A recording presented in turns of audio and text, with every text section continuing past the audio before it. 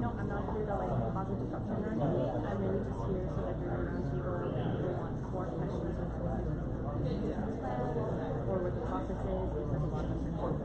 We're just here to talk about that's all. Yeah, of course. I'm definitely with all of them to talk about it, but it's just, of course, during the roundtable, they're almost like these questions. It's just to kind of help facilitate that. It's nice to see you. Yes.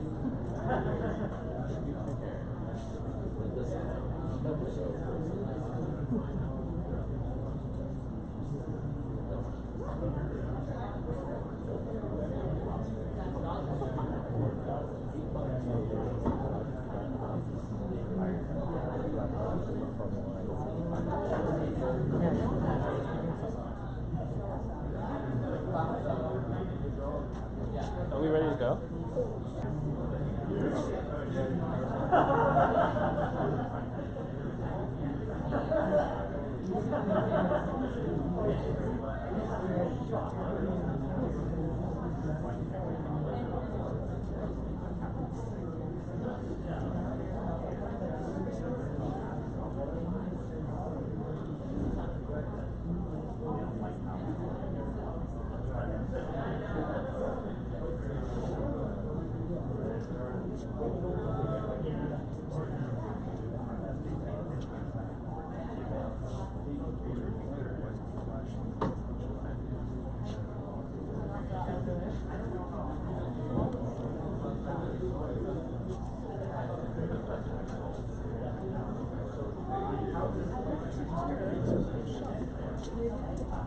How is it? Is the battery dying? Is it flashing?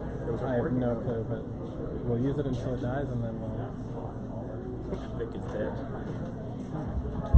Oh, turn it on. You turn it on. Good evening, everyone. You're good.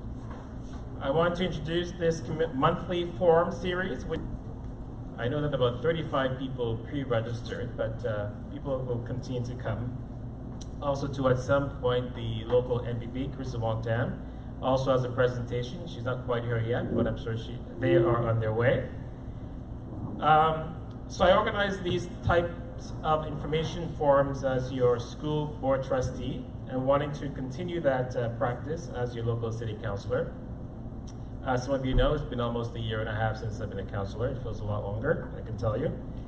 I chose rental, demolition, and replacement as our first month's topic for three main reasons. First, because it has been one of the largest bodies of work for me and my team at City Hall. Second, because there has been an alarming number of recent applications in our ward that have been submitted to city planning. And finally, but most importantly, because I want to hear your thoughts on big changes that are being proposed of the land. We also recognize that we are all need to eat and live off the abundance of the land, equal abilities, and pay respects to the indigenous. I'm going to start off with a few presentations from 1,536. The provincial emphasis of intensifying near major transit stations has made it challenging to fight these. This is what the number of applications look like broken down by ward. You can see the concentration of applications where older purpose-built rental buildings exist. Our ward, Toronto Centre, has the most applications with 23 between 2017 and 2024 year to date. 24 when we include one tomorrow.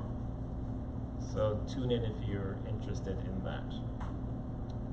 This table shows rental units approved for demolition and replacement by the city between 2017 and 2023. From my staff's review, there have been 100 applications for rental demolition and replacement, totaling 4,624 units city-wide. 16 of these applications are within Ward 13 and account for a little under 30% of the rental housing that is replaced.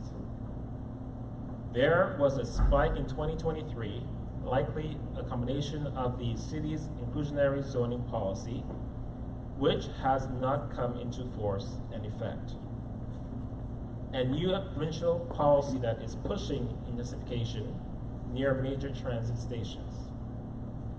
The result is over 1,700 rental units that will be demolished and replaced, stemming from city approvals in 2023. Of note, the 2023 numbers are inflated by Regent Park Phases 4 and 5, which will be replaced and adding a significant number of affordable units.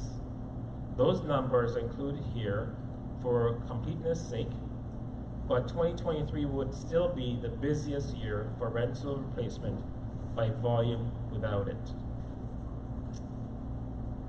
So,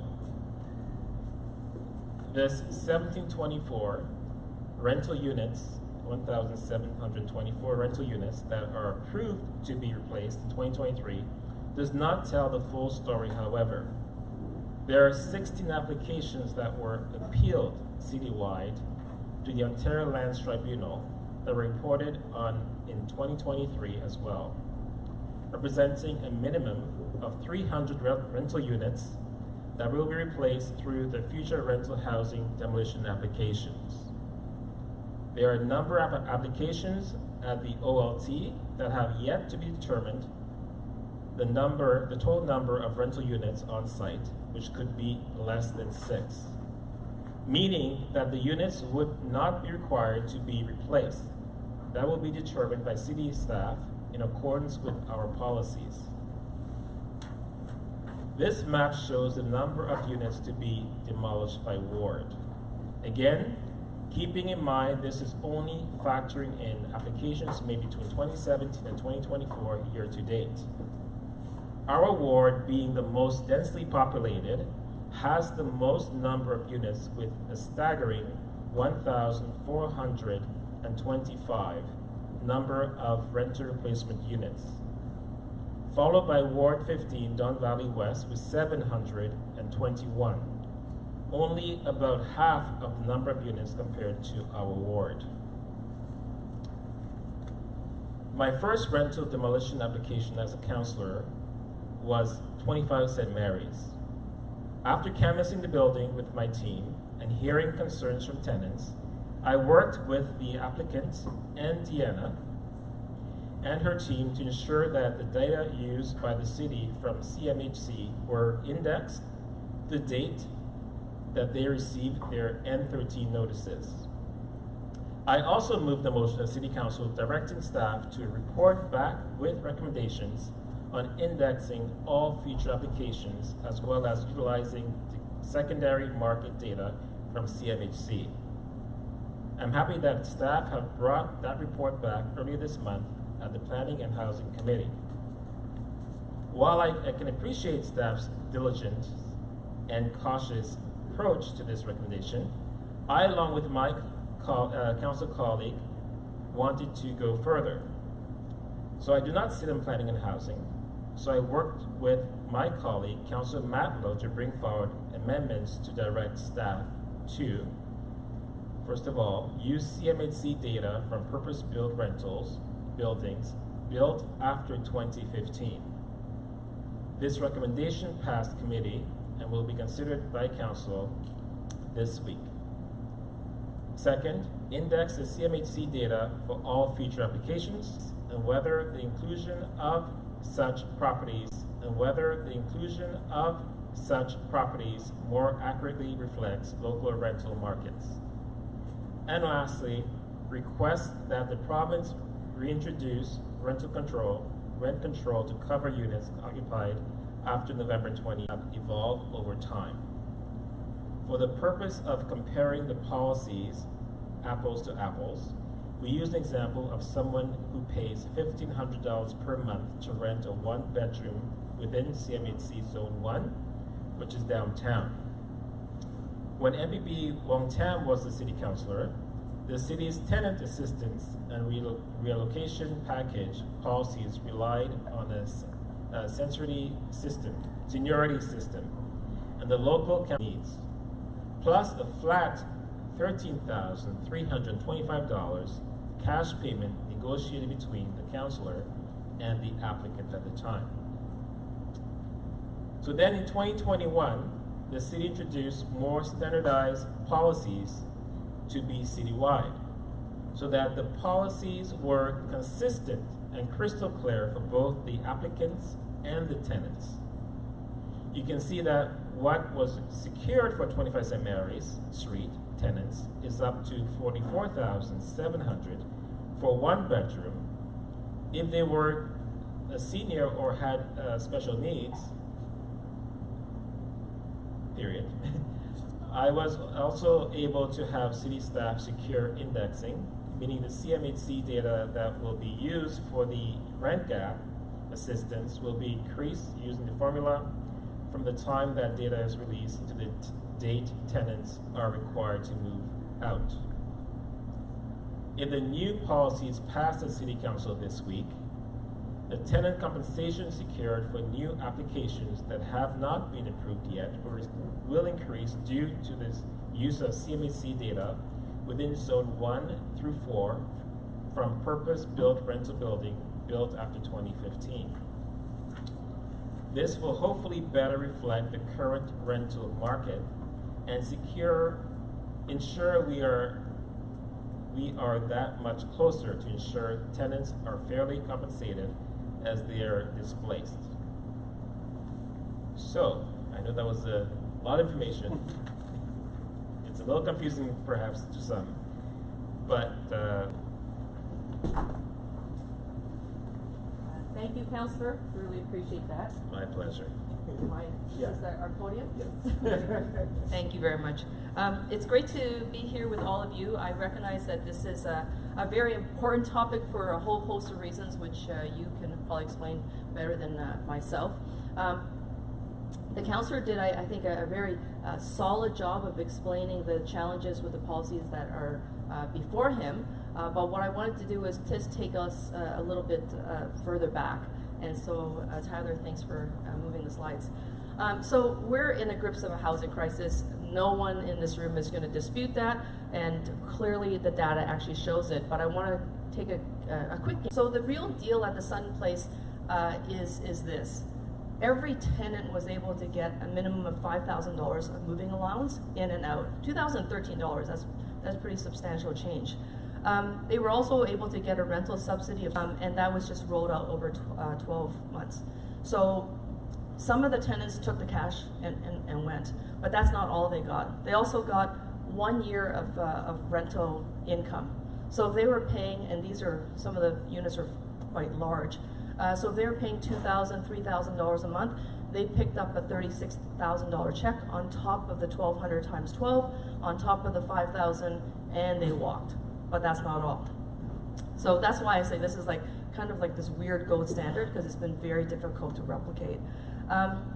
We were able to provide more compensation for those who stuck around and really fought it out, and it really had to do with case-to-case basis. Obviously, not every tenant has the capacity to do that, and a number of the tenants did have lawyers, and they had been living in the Sun Place for a number of years. In some cases, we're talking about 20-year residence. So there was a significant seniority there. Obviously, they had the right of return, and they had the right to leave early if they wanted to. The developer gave them more money if they didn't want to come. So there are even side deals that I'm not entirely aware of, but I did hear from the developer that 2 building initiatives, something that we all get to enjoy today, and that was the beginning of the planning of the 1.6 acre park at Dr. Lillian McGregor. We also had a developer sign off on this very unusual clause, and that was that they agreed to complete the building in 3 years. Now, this is not a complete tear down. It basically was stripped down to the studs, and then they added an addition on top. But if they did not complete the building in 3 years at the time of demolition, they were going to be slapped with a $20,000 lien per unit, and at 727 units, it amounted to $14.5 million. So I can tell you that Lanterra worked really hard to get the building completed and back up and running. One other thing that might be of interest actually too is that today the outside the downtown core. So next slide, please. I want to just sort of come back to the housing crisis. If we don't frame housing as a human right, we're all in trouble. Because if we let the predatory landlords or the predatory property owners or the very wealthy land bankers take control of the market as they have so far, we are not going to make it out of the housing crisis. And you know this better than anyone else. So being able to establish the baseline of housing as a human right is how we want to approach every single housing policy moving forward. So what needs some type of rezoning application? And so we actually have a motion on the floor right now, tabled by our housing critic, Jessica Bell. Many of you know, she's been trying to push that. And the only reason we want to do that is working class zoning, so that means affordable housing as what we really should be striving for, and not protecting upper class zoning. So that means those elite neighborhoods where they don't see anything, like anything that's changing, quite stable as they call it, we have to be able to sort of break open that, and that's the end exclusionary zoning piece. Scale up investigations and enforcement. A lot of really bad landlords need to be taken care of, but they are not necessarily getting maximum fines being issued, and that is a shame. We need to ensure that tenants are compensated, but when here having the same conversation over again. I will not be offended if you hold my feet to the fire. I won't. Because I don't know everything, I don't know your lived experience. So I need to understand what we can do at Queen, being heard across the province, especially in the southern Ontario region. Next slide. If you push for it, you'll get it. And that includes more affordable housing. Next slide. Make sure when you push and organize, these are obviously pictures of rallies that I've attended with all you guys, but make sure your demands are clear. Don't just scream for the sake of screaming, although that is very lethargic and quite healing as information. But if you are not, you know, on reflection, I think policy has been in place since 2006, and I'll speak a little bit about that. But it's a rental replacement framework that requires like-for-like replacement, and that housing is replaced with similar rents. So really, what we're talking about here is making sure that folks who can live in their community today can continue to live in that community. There's that rental stock that is continued to be provided and is offering that affordability level. We also secure tenant assistance, so what we call a tenant relocation and assistance plan that is intended to lessen the hardship. And I'll talk more about that plan, but I think, you know, the first piece that I always acknowledge when speaking with tenants who are impacted by rental demolition is there is absolutely hardship that financial compensation is never going to address. You are losing your home, and we understand that's a stressful process. There are supports the city has in place to help with that process. We can't fully remove that stress and hardship that goes into it. What we try and do is think about how can we lessen and here. So next slide. Our official plan policy works hand in hand with the City of Toronto Act authorities we have. So the province in 2006 provided the city the ability to create a bylaw that regulates the demolition of rental housing. And so through that bylaw, we've created, or through the City of Toronto Act powers, we've created our rental demolition and conversion control bylaw, which essentially says that applications need to go to City Council for a decision. They are not appealable to the Ontario Land Tribunal in terms of the final terms. You could appeal a decision to the courts, but they're not appealable through the OLT. And that it applies not only where someone is asking to build a much bigger building, but it also applies to as-of-right applications, meaning. So when you think about how we secure tenant assistance and replacement, this is a helpful graphic that we like to use when we're training staff and so on. The first is that if there's one rental unit as part of an application, let's say, you know, you're tearing down a block of houses to build a new tower, if there's at least one unit, then we would secure tenant assistance for that impacted household. If there are 6 houses, let's say, and one of those houses is a rental unit, then a rental demolition application is required, as I mentioned, through the city's bylaw. And as part of that, we would secure tenant assistance, but not replacement of that housing. Where there are 6 rental units, so many of you are familiar with an existing rental building, and that's proposed for demolition, our official plan policy would require and our bylaw would apply. And so the official plan policy would require replacement of that housing as well as tenant assistance. So there's a number of different interventions in terms of supporting tenants depending on the scope of the application. I wanted to just frame tenant assistance. I know it's a hot topic for many of the folks here, but just to remind ourselves that really that the Residential Tenancies Act does not cover a lot of the pieces that the city does. And that's not to say that the Residential Tenancies Act should not be reviewed and improved, but I do want to note that the city has worked to really think about a comprehensive approach around tenant assistance. Policy and practice, we require 6 months. Financial compensation is a maximum of 3 months rent, whereas the city secures what we call rent gap assistance out and move back to a replacement unit. As well, we secure the option for tenants to use a leasing agent. So that really can help with, as you have 6 months notice, you're able to use that leasing agent to find more listings in your area, so that hopefully you're not rushed to find the first available unit you find, but that you understand that there's a whole number of different options for you. And then finally, we've secured what we call special needs assistance, so for folks who are seniors or who have a physical or mental limitation. The rent gap assistance that Councillor Moy spoke to, and I think he explained it really well in terms of looking at those different components for 25 St. Mary and then for some other applications. It's a technical piece, and what we've looked at over time is how can we use data to help us inform what the appropriate way to provide assistance is for tenants. And the key principle there is we want to make sure tenants are made whole through the process. So while they're looking for interim housing, that there shouldn't be a financial impact to them while they're finding that interim housing.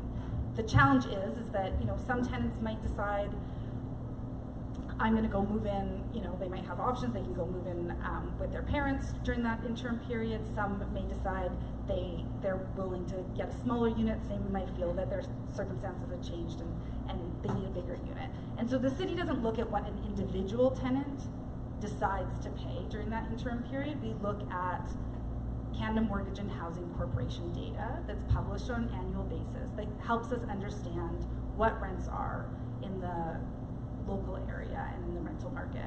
So our current approach that, you know, again, we have a report being considered at council this week, but our existing approach, without any of these changes, is we look at what average market rents are for vacant units in the local area.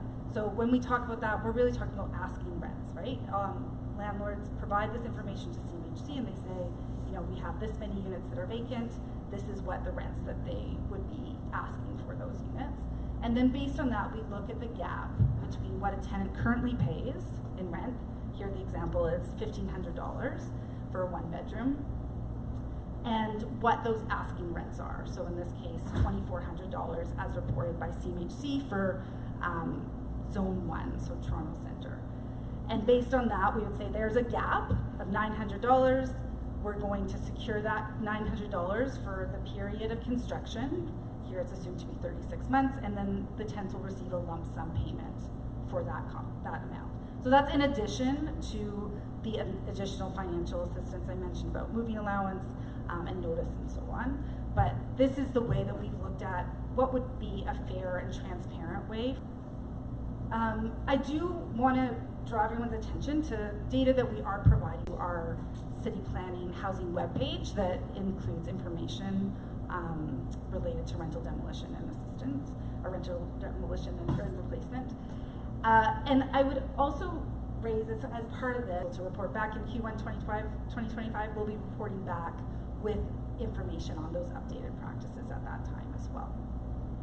The last thing I would just before Tyler ends is, you know, the province late 2022 and then in 2023 brought forward changes to the City of Toronto Act to say that they could enact regulations related to how we implement rental demolition and replacement.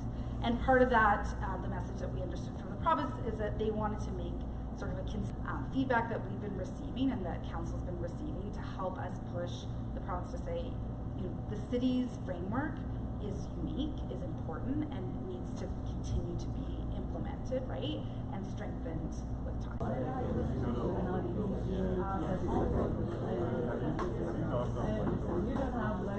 Oh, no. 7 days a week. Yeah, tomorrow morning I'm chairing a meeting.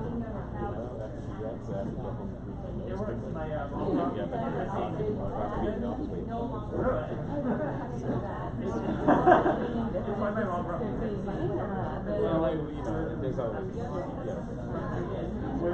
it is what it is. Nice seeing you though. Yeah, you too. Thank you very much. Yes.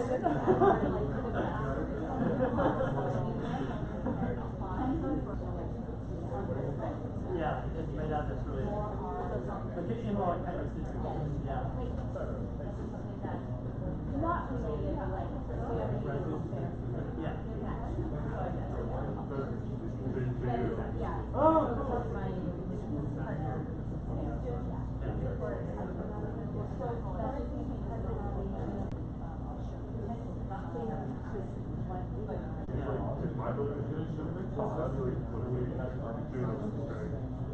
Like, what are they going to run you with? Renovation work.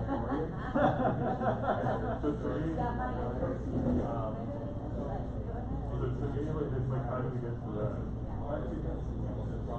And if everyone in this area would come for that, it's like,